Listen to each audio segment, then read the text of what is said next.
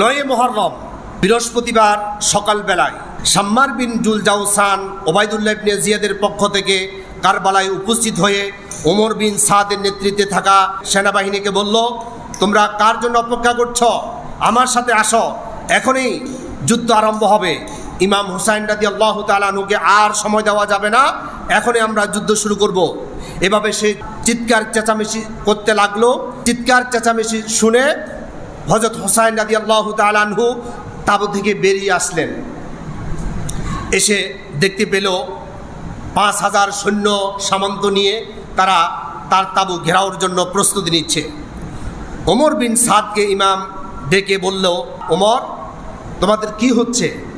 বলা হলো, ওবায়দুল্লাহ ইবনে জিয়াদের পক্ষ থেকে আমাদের উপর নির্দেশ এসেছে, আপনি যদি বায়াত গ্রহণ না করেন এখনই যুদ্ধ শুরু হবে এবং হত্যার নির্দেশ দেওয়া হয়েছে। তিনি বলল,